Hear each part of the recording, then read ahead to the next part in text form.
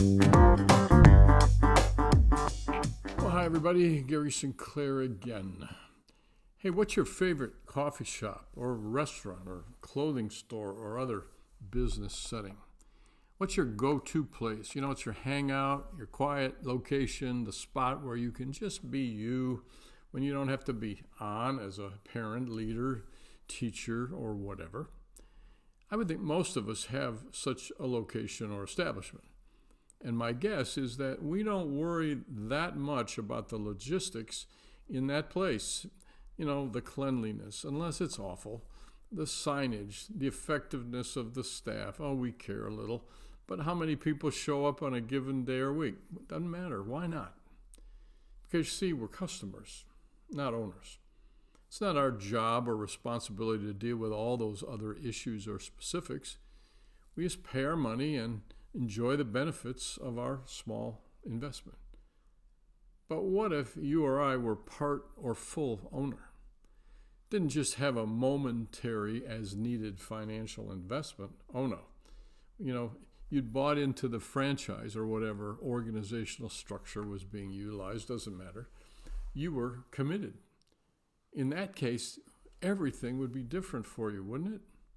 I mean, let's say you've decided to venture into the coffee shop setting, and I'm a coffee kind of guy, as you might guess.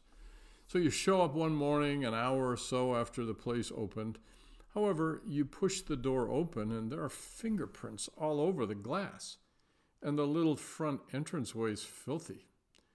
And you're a little disappointed with that, but then you go inside and see 15 anxious, some irritated people in a pretty long line that's barely moving because there just isn't enough help.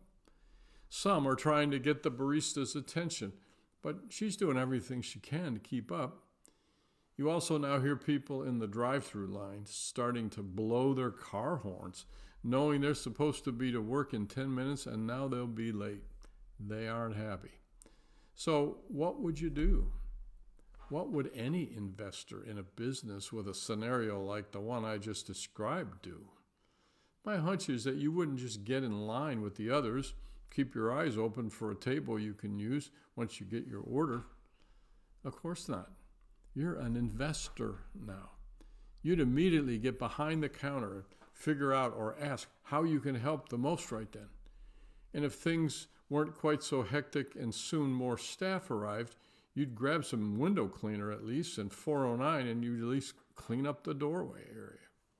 You see, when we're really invested in something or some organization, a serving organization, maybe like our church, a local nonprofit, a school, etc., we're going to jump in to help. At least we should. Because you see, that place is no longer where we're just going as a customer. We're now a committed investor, and we can't help but be involved.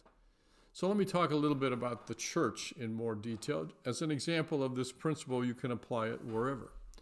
Church customers, who may still be very serious about their faith, do have some sort of relationship with God, and in fact would say they're a Christian and believe in Jesus as Savior. They're in abundance in most churches. But if their involvement in the church is only to come each week, pay their money, their offering, and just enjoy what's provided in teaching and fellowship and music and encouragement and the like, then they're still more of a customer than an investor. But you see, when people cross the line to invest in their church, not just with money, but they give their time and their talents and their treasures, as some would put it, then like the coffee shop people's responses, they're going to be different. In the church, they see or hear about needs in working with children or youth, or teaching or mentoring, or prayer or music ministry, outreach and service to the community. Yes, even keeping the facility clean or repaired. And yeah, you know, their first response is, how can I help? We got to fix this. The church and other important businesses and institutions have too little help most of the time. But more importantly, we can all make a difference, especially in the church and in other people-serving organizations. But we got to think like an investor, not just be a customer. And are there benefits to being an investor, especially in the church? Absolutely. One, you'll get return on your investment in just plain old joy, this fulfillment, this being part of something bigger than you are, in seeing the results of your efforts in smiles and happy tears and changed lives and the thrill of knowing you made a difference. Secondly, your commitment and faith will become stronger and more real. Because you see, serving isn't always easy. People disappoint. But the wins we experience will strengthen our resolve and help keep us focused on the main thing and assist us in finding something new and exciting to be part of every week. And thirdly, maybe most of all, I'll renew our purpose, find meaning for being here on earth and doing important things, even well into our old age. You may not have the energy at 75 that you had at 45 or younger, but you'll still be doing things that matter. That's worth it. But we've got to do some things as an investor, not just a customer. Of course, there are some tasks that we should probably just keep enjoying. The role of a customer, only, such as go to a hairstylist, a surgeon, airplane pilot, a storm chaser, and plumber. Yeah, we don't have the skill for that. They don't want our help for good reason. Although, you know what? I still want to be a pilot. Maybe I could fly one time with one of those military show teams, like at the Indy 500. Nah. See you next time.